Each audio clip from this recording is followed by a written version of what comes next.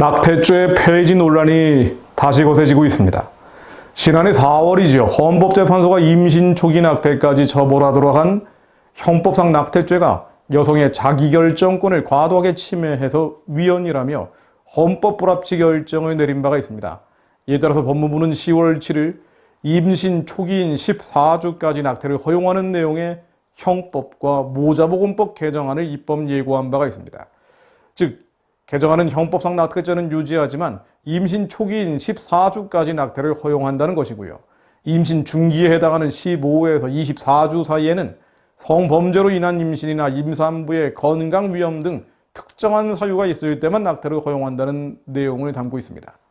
이와 함께 보건복지부는 여성 건강 보호를 위한 안전한 인공 임신 중절 제공 환경을 조성한다는 명목으로 자연유산 유도 약물 사용을 허용하고 심지어 미성년자 임신의 경우에 법정 대리인의 동의 없이도 낙태가 가능하도록 하는 법안을 발의한 상태입니다.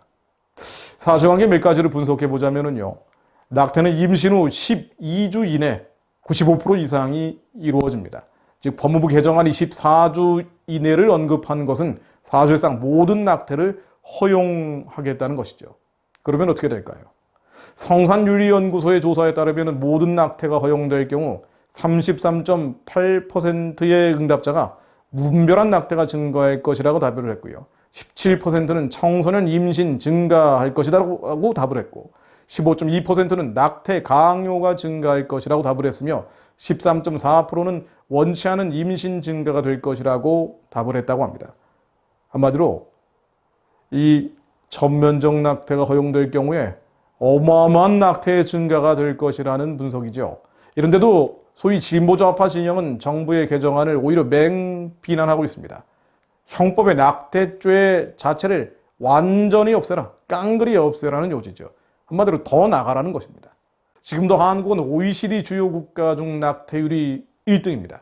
하루에 3,000명의 아이들이 죽어나갑니다. 2년이면 109만 명의 태아가 낙태된다는 것인데요. 10월 9일 현재 코로나 사망자가 106만 명입니다. 6.25 사변 당시 사망자는 137만 명입니다. 낙태로 인해서 매년 코로나 사망자 숫자보다 많고 6.25 사망자 숫자보다는 좀 더 적은 수의 아이들이 죽어나간다는 것이죠. 이렇게 전면적 낙태를 허용한다면 한국은 낙태 공화국이 될 것입니다. 태아 대량 학살 공화국이 되고 맙니다. 우리 헌법의 정신은 모든 생명의 보호에 있습니다. 당연한 것이죠. 그리고 태아는 엄연한 생명입니다. 민법에서도 생명의 시기는 수태한 때를 기준으로 하고 있습니다. 이처럼 법 정신이나 실정법이 태아가 생명임을 인정하고 있는데 태어날 사람의 무고한 생명을 죽이는 행위를 국가가 법으로 허용한다는 것은 모순된 결정입니다. 낙태 옹호론자들은 태아의 생명 존중보다 여성의 자기결정권, 행복 추구권을 말합니다. 그러나 전문가들은 반론을 제기하죠. 태아는 죽고 여성은 다친다고 말합니다. 최고의 피해자는 오히려 여성이라는 것입니다. 실제로 의료 전문가들 분석에 따르면 낙태의 부작용은 골반염, 난관염, 복막염, 자궁경부 열상, 자궁천공 정말 여러 가지 질병들이 후유증으로 따르게 되고요. 이로 인한 사망에 이르는 경우도 매우 심각한 통계를 보여주고 있습니다. 또 우울증, 죄책감, 분노, 불면증, 음주, 약물 중독, 신경쇠약, 여러 가지 정신적 후유증이 나타난다고 하죠. 마땅히 정부는 여성의 건강을 보호하기 위해서라도 낙태를 예방하려는 고민을 정책과 법으로 마련해야 합니다. 그럼에도 불구하고 이번 개정안은 이런 내용을 전혀 찾아볼 수 없습니다. 그래서 심각합니다. 낙태죄를 개정해야 한다면 태아의 생명을 존중하는 방향으로 여성의 건강을 위한 방향으로 제한해야 합니다. 또 낙태를 상업적 목적에 사용하지 못하도록 하고 낙태 수술을 거부하는 양심적이고 종교적인 의료인을 처벌하지 않는 등의 보호가 있어야 합니다. 그러나 이와 반대로 입법이 진행 중이죠. 가장 무서운 일은 낙태죄에 대한 사실상의 폐지가 낙태를 금지한 성경에 대한 반대, 하나님에 대한 노골적 반항이라는 것입니다. 성경은 자궁 속에 있는 태아를 인칭 대명사인 나 또는 너로 호칭하고 있습니다. 자궁 속의 태아가 영혼을 가진 인격체라고 말하고 있죠. 욥기 31장 15절로 나를 태 속에 만드시니가 그도 만들지 아니하셨느냐? 우리를 뱃속에 지으시니가 한 분이 아니시냐? 이사야 44장 24절로 내 구속자여 모태에서 너를 지은 나 여호와가 이같이 말하노라. 욥은 태 안에 있는 자기 자신을 가리켜서 나라고 호칭했고요. 이사야도 자궁 속에 있는 이스라엘 백성들을 가리켜서 너라고 불렀습니다.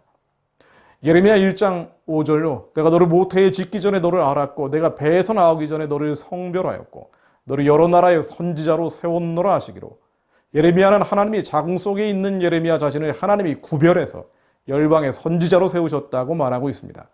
호세아서 12장 3절 말씀을 보면은요, 야곱은 태에서 그 형의 발꿈치를 잡았다고 나옵니다. 태 중에 있는 야곱, 영혼을 가진 인격적 주체가 역시 영혼을 가진 인격적 주체인 에서의 발꿈치를 잡았다는 표현입니다. 누가복음 1장 15절을 보면은 자궁 속의 세례 요한을 가리켜 모태로부터 성령의 충만함을 입었다고 되어 있습니다. 또 11절을 보면 예수님을 수태한 마리아가 문 안짜 찾아왔다는 소식을 듣고 아이가 복중에서 뛰노는지라라고 되어 있습니다. 역시 영혼을 가진 인격적 주체가 보일 수 있는 반응들이죠.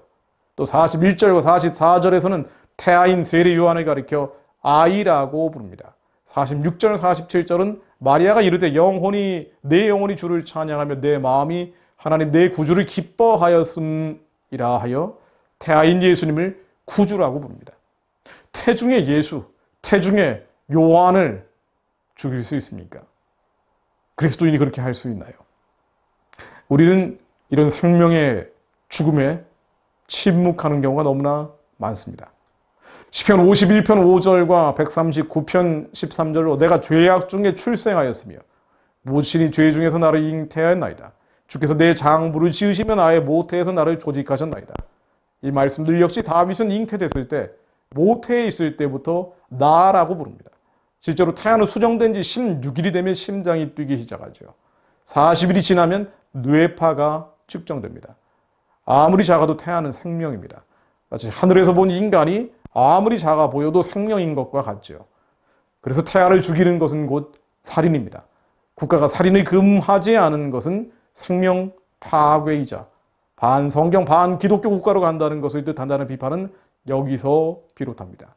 신명기 19장 10절을 보면은요, 내 하나님 여호와께서 네게 기업으로 주시는 땅에서 무죄한 피를 흘리지 말라. 이같이 하면 그의 피가 내게로 돌아가지 아니하리라. 대한민국이 무죄한 피를 흘려서 그의 피가 이 나라, 이 백성 전체에 돌아가는 영적 위기에 처해 있습니다. 기독교인들이 북한 동족의 대량 학살에 침묵하더니 이제는 남한 태아들의 대량 학살에도 침묵하고 있는 것이죠. 낙태죄 폐지는 반기독교 국가로 들어서는 시작이 됩니다. 실제로 미국에서도 기독교 가치의 수호와 폐지, 기독교적 가치를 지킬 것이냐 버릴 것이냐, 여기에 가장 큰 쟁점, 기독교 국가로 남을 것이냐 아니면 세속적 인본주의 국가로 갈 것이냐를 가르는 가장 큰 이슈가 바로 낙태입니다. 기도합니다. 11월 3일 치러질 미국 대선을 통해 잠들고 취해 있는 미국의 교회가 회복되게 하시고 그 거룩한 파도가 다시 한국까지 밀려올 수 있게 하옵소서. 이것을 위에 눈에 보이는 현실에 눌리지 말고 말씀을 지키며 기도하는 이들이 더 늘어날 수 있게 하옵소서. 나만 죄 짓지 않고 사는 데 만족하는 것이 아니라 내가 사는 사회, 내가 있는 국가가 범죄하지 않도록 이 민족의 중보자 나라의 영적인 파수꾼들이 일어나게 하옵소서. 특히 우리의 다음 세대, 미래 세대 가운데 일어나게 하옵소서. 하나님, 때가 되었사오니 새벽 이슬 같은 주의 청년들이 일어나게 하옵소서. 즐거이 헌신한 거룩한 옷을 입은 자들이 나오게 하옵소서. 낙태죄의 폐지를 둘러싼 가치투쟁, 성경적 지위를 지킬 것인지 버릴 것인지 이 영적 싸움을 한국의 그리스도인들이 깨닫게 하시고 죄에서 돌이켜 하나님의 말씀으로 지위로 돌아서게 하옵소서. 하나님, 낙태죄를 폐지해서 하나님을 대적하는 반성경, 반기독교 국가로 가려 하는 모든 어둠의 계획들, 흑암의 괴계가 예수 그리스도 이름으로 무너지게 하옵소서. 예수 그리스도 이름의 언어니 이 모든 괴계 계획들은 자기 꾀에 빠져 예수 그리스도 이름의 언어니 다 무너질지어다. 산산이 깨어질지어다. 하나님 거룩한 나라, 하나님의 말씀과 지위를 지키는 나라가 되게 하시고 그것을 위해 부르짖어 기도하는 그리스도인들이 드러나게 하옵소서. 한민족 교회를 깨워주옵소서. 하나님, 저희 자신들의 영이 예수 그리스도의 장성한 분량으로 성장하게 하옵소서. 주님께서 거룩한 나라, 깨끗한 나라, 말씀과 진리를 지키는 나라, 성경에 따라 살며 그리스도 이름이 높아지는 대한민국으로 회복시켜 주옵소서. 예수 그리스도 이름으로 기도했습니다. 아멘.